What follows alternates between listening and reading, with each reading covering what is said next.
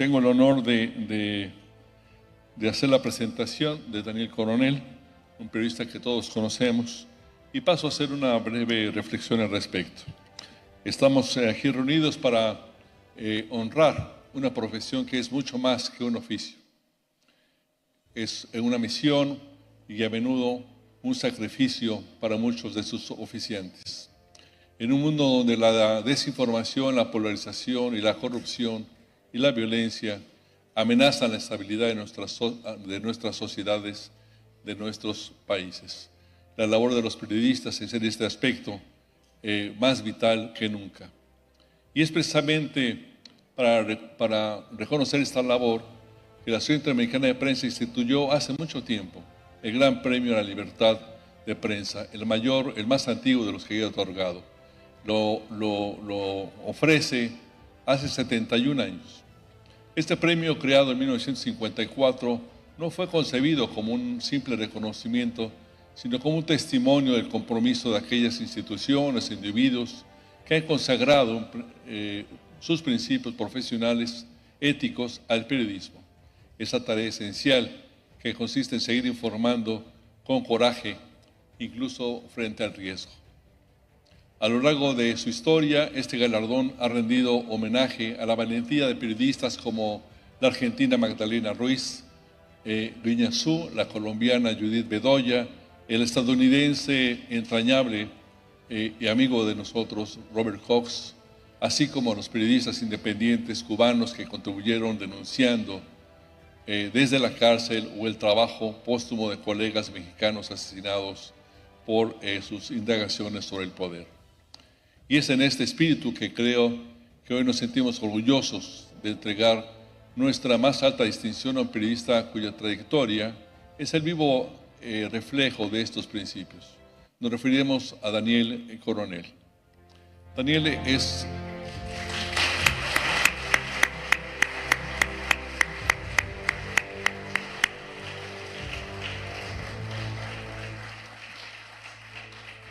muy bien.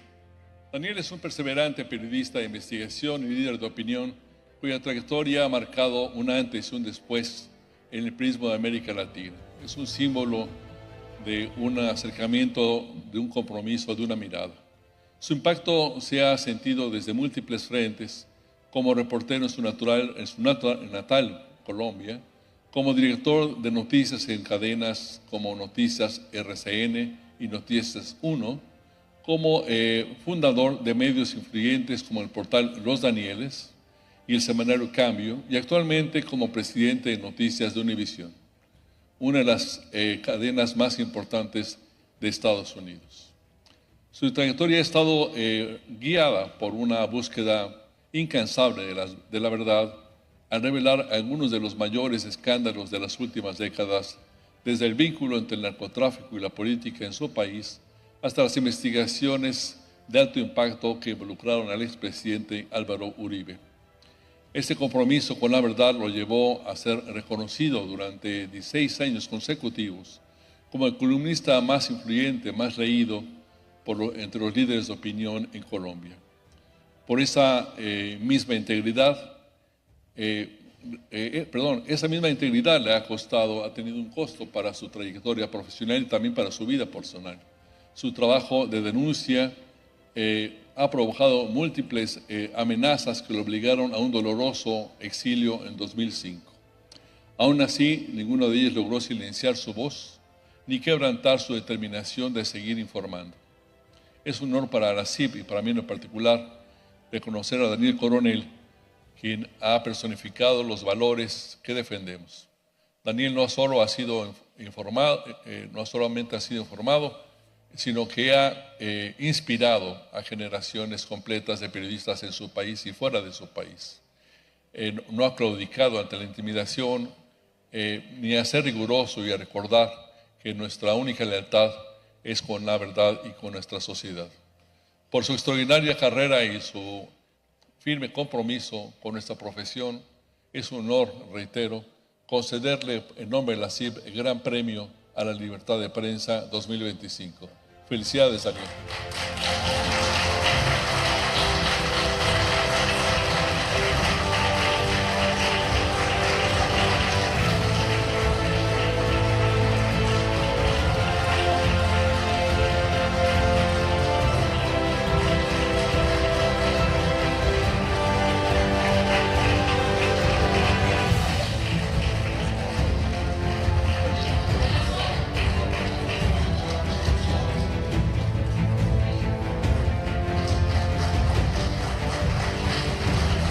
la fotografía había que hacerla, claro que sí, ahí está.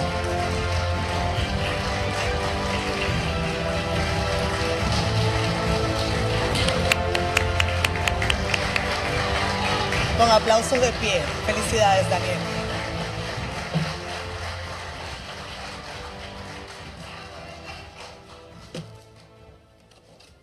Queridos amigos y colegas,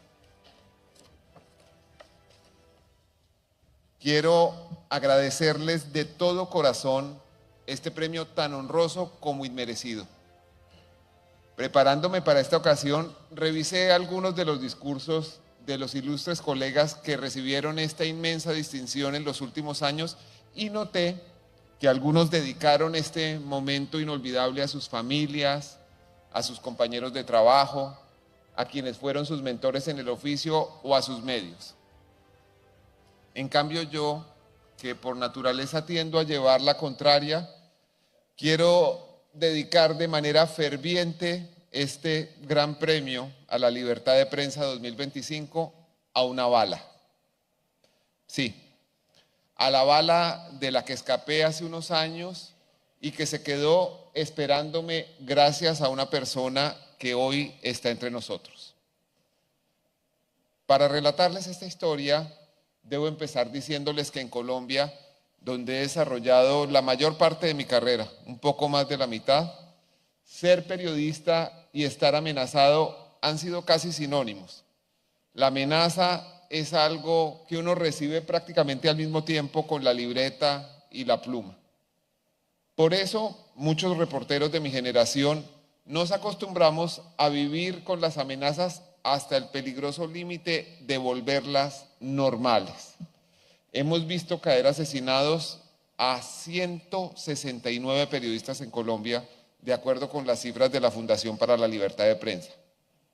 Ejerciendo el oficio, fueron acribillados desde el más ilustre de todos, Guillermo Cano, director del Espectador, el diario más antiguo de Colombia, hasta sencillos reporteros en las regiones más apartadas del país. De todas maneras, hay más amenazas que atentados y siempre terminamos pensando que la intimidación no se va a concretar. Esa confianza irracional en la falta de palabra de los criminales ha puesto a algunos de mis colegas en manos de esos criminales. Pero también a muchos les ha permitido continuar viviendo, o si ustedes quieren, malviviendo, mientras siguen haciendo periodismo. Pasado un tiempo, las cosas se calman y después vuelven en un ciclo de largos miedos y cortas calmas. Así apacenté muchas veces mi situación y me fui acostumbrando a que la vida se fuera llenando de carros blindados, de chalecos antibalas y de guardaespaldas. Pese a todo, en el año 2005, una campaña de amenazas acabó con la tranquilidad de toda mi familia. Nos quitó el sueño, los sueños, las ganas de vivir y aún el amor por el periodismo que mi esposa y yo pensábamos que estaba hecho a prueba de todo. María Cristina y yo estábamos preparados para afrontar amenazas en contra nuestra, pero no de nuestra hija Raquel, nuestra única hija en ese momento, que por aquel entonces tenía solo 6 años. Durante 4 meses recibimos llamadas telefónicas en las que, en medio de las peores procacidades, nos decían que nos devolverían a nuestra niña en pedazos. También correos electrónicos difamatorios e intimidantes, esquelas mortuorias y coronas fúnebres. Aunque pusimos estos hechos en conocimiento de las autoridades, la verdad es que nadie hizo nada para investigar lo que pasaba. El apoyo que nos negó el Estado colombiano nos lo dieron en cambio con creces nuestros compañeros de oficio. 6 periodistas de Noticias 1, el medio en el que trabajábamos, me ayudaron a seguir las pistas. Muchas de ellas no llevaban a ninguna parte. Supimos, por ejemplo, que las coronas mortuorias habían salido de una floristería cercana al hoy desaparecido Departamento Administrativo de Seguridad DAS, y allí nos dijeron que alguien las había encargado desde otra ciudad y las pagó en efectivo. Hasta ahí pudimos llegar. Pero una pista, finalmente nos llevó a una persona concreta, un excongresista y también expresidiario que había estado en una cárcel de Estados Unidos por narcotráfico. Pese a esos antecedentes, o quizás gracias a ellos, conservaba una gran amistad con el entonces presidente de Colombia, Álvaro Uribe, y con su familia. De su computador salieron algunos de los mensajes aterrorizantes. Con esa evidencia, escribí una columna llamada Descubriendo al Verdugo, que fue publicada 2 días después y replicada en varios medios. Un muy querido amigo, conductor del informativo radial más escuchado del país, me contó que después de publicar la noticia, una persona llamó a la estación de esa cadena en Miami, en Estados Unidos, y aseguró que conocía los detalles del plan para matarme. Narró paso a paso las rutinas diarias de mi esposa, de mi hija y mías. Todo era rigurosamente cierto. Describió marcas, modelos y colores de los vehículos que usábamos. Habló de las vías por las que nos movíamos y por último, contó que el jueves de esa semana estaba previsto como el día de mi asesinato. Iba a suceder en la entrada del trabajo, en la única puerta posible, en una acción rápida que ocurriría exactamente cuando me bajara del carro. Un hombre, al que identificó con un alias, me dispararía, cruzaría deprisa una reja que lo separaba de la calle y huiría junto con su cómplice en una motocicleta. Esa bala es la que hoy quiero recordar. No puedo describir los pensamientos que se agolparon en mi cabeza. Las rodillas me temblaban, alcanzaba a oír el latido de mi corazón. Tenía al mismo tiempo urgencia de irme y pánico de salir a la calle. Por un lado, sentí alivio porque era yo el objetivo de esa bala y no nuestra hija. También supe que debía salir de Colombia al menos unos días para aliviar la situación. No había tenido la misma suerte mi amigo Jaime Garzón, asesinado cuando iba a su trabajo en una estación de radio en Bogotá. Ni Guzmán Quintero Torres, antiguo corresponsal de Noticias 1 y periodista del Pilón de Valledupar, quien después de denunciar en su periódico el asesinato de mujeres y niños a manos de militares, fue muerto a tiros de pistola cuando iba a reunirse con una fuente de información en un hotel. Como este caso, hay decenas. Por eso, atendiendo esa experiencia, prudentemente adelantamos un viaje de vacaciones que teníamos previsto a Argentina. Allí recibí la llamada de una persona que en representación de una institución salvó nuestras vidas. Se trata de Carlos Lauría, hoy director ejecutivo de la Sociedad Interamericana de Prensa, nuestra anfitriona. Y en ese momento, director del Programa para las Américas del Comité de Protección a los Periodistas CPJ con sede en Nueva York. Gracias al CPJ y a él, no cumplí con un destino que parecía inexorable. Esa bala no llegó. Fui admitido en el Knight Fellowship de la Universidad de Stanford y allí pasamos un año académico que una vez superados los efectos del trauma fue maravilloso. En Palo Alto nació nuestro hijo menor Rafael y al terminar el programa, con la ayuda de nuestros fellows, me convertí en Visiting Scholar de la Universidad de California en Berkeley, donde pasamos un año más. Desde el exilio, mi esposa y yo seguimos haciendo periodismo para Colombia. Algo que es difícil, pero posible, como lo demuestra con excelencia el ejemplo de Carlos Fernando Chamorro y su equipo de Confidencial en Nicaragua. También los periodistas de Armando Info de Venezuela y los colegas del Faro en El Salvador. La persecución a la libertad de prensa viene tanto de la derecha como de la izquierda y se expresa de muchas formas, a veces de manera violenta, a veces a través del hostigamiento judicial, a veces del estrangulamiento económico y cada vez más frecuentemente identificando a los periodistas como los enemigos del pueblo. Es preocupante que Estados Unidos, que siempre había sido para nosotros los periodistas latinoamericanos un referente de respeto a la prensa y tolerancia al escrutinio periodístico, esté empezando a transitar los mismos caminos, o por lo menos muy similares a los de nuestros países. Durante el gobierno del presidente Donald Trump hemos presenciado repetidos intentos de subordinar a la prensa y de reemplazar con propaganda la información independiente. En fin, cuando regresamos a Colombia, después de pasar 2 años en Estados Unidos, las amenazas siguieron, aunque con menos intensidad. Dirigí una investigación periodística que probó que el gobierno compró a través de actos de corrupción los votos parlamentarios para cambiar la Constitución y hacer posible la reelección del presidente Álvaro Uribe. Ese escándalo, conocido como la Yidis política, llevó a la cárcel a 2 ministros de Estado, a 2 secretarios generales de la presidencia, que es como llamamos en Colombia a los jefes de gabinete, y a 3 legisladores. Por la misma época, gracias al trabajo de varios colegas, salieron a flote los seguimientos ilegales que había hecho el gobierno a través del Departamento Administrativo de Seguridad DAS contra altos jueces de la Corte Suprema de Justicia, contra políticos de la oposición y contra un periodista, quien les habla. Agentes secretos disfrazados de vendedores de flores vigilaban la entrada de nuestro vecindario tratando de identificar las fuentes de información de mi trabajo.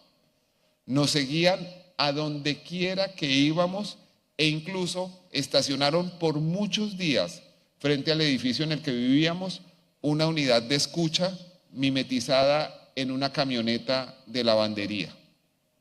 Durante años hicieron lo posible por criminalizarme. El jefe de Estado llegó a decir en una conferencia de prensa transmitida en directo por la televisión que yo debía ser procesado por la justicia.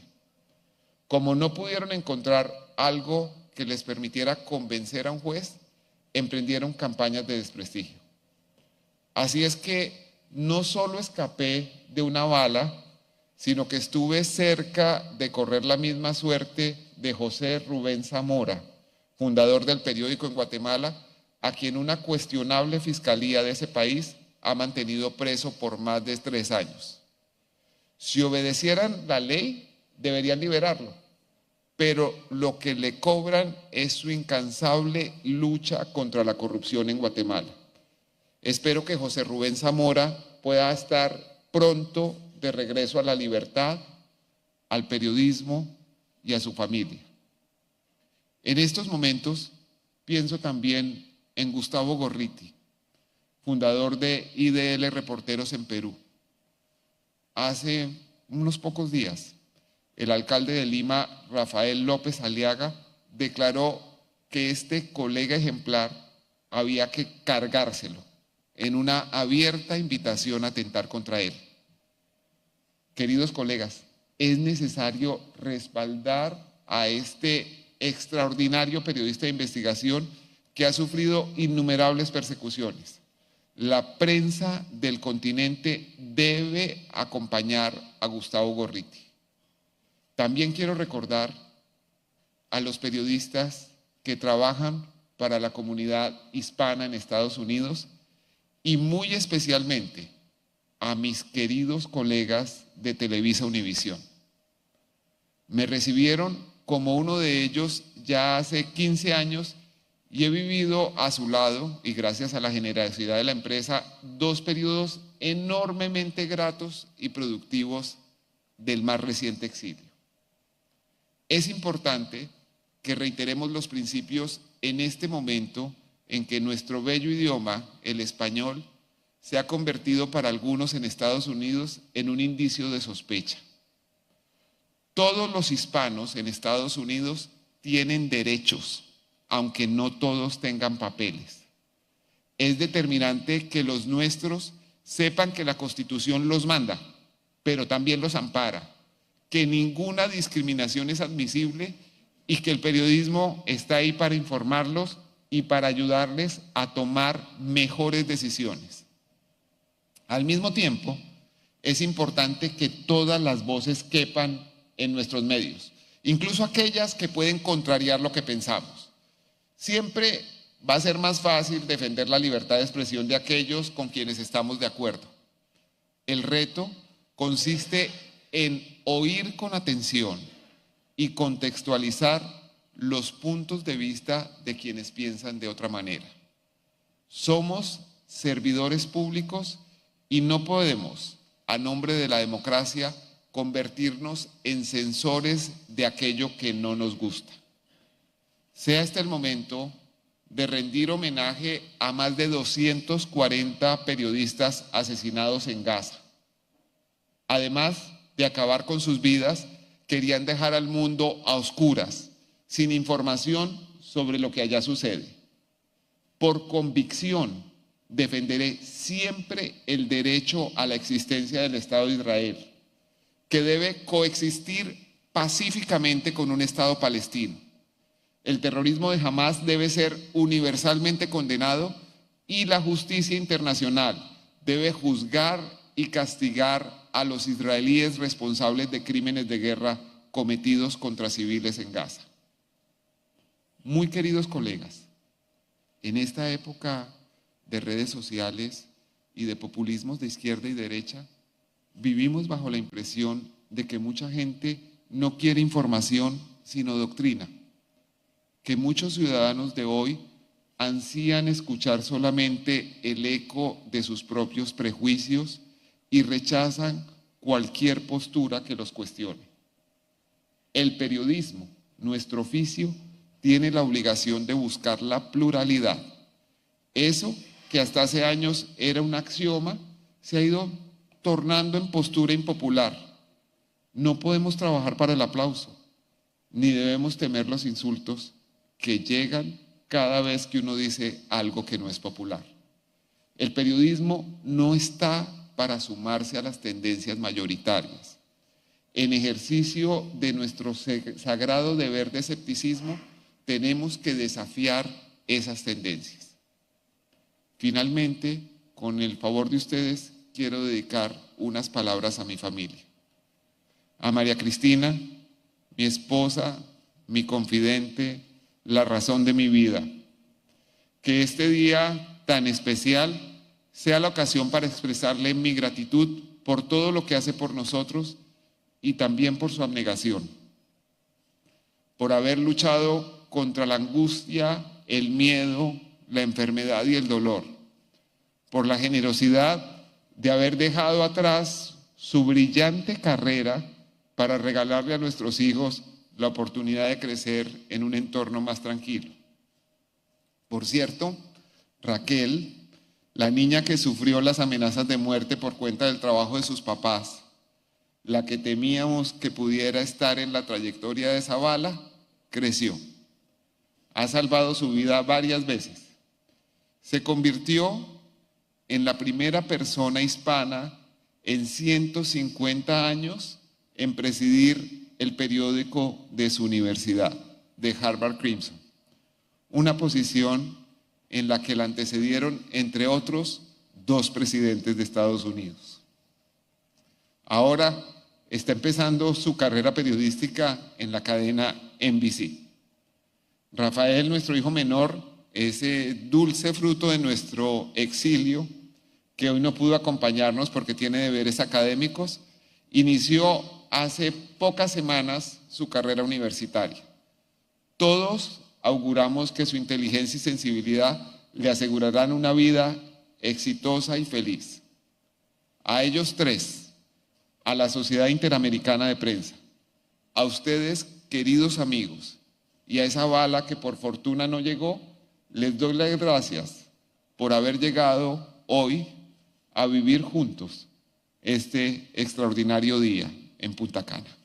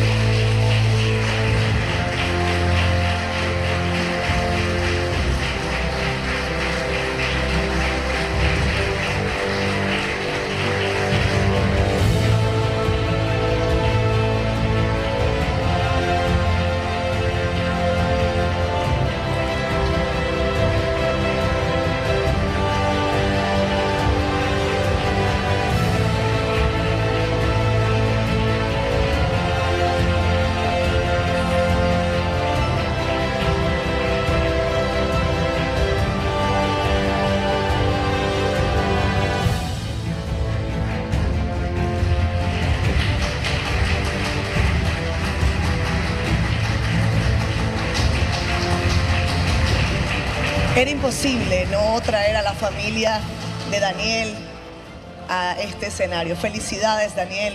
Felicidades a tu familia. Hermoso momento, lleno de carga, ¿no? Emocional. Es, pienso yo, el espíritu de los que hoy estamos acá reunidos. Gracias también que esa bala no llegó y gracias a los amigos que intervinieron para evitar que ocurriera. Y que hoy te tengamos acá, Daniel. Felicidades. Felicidades a ti y a tu equipo.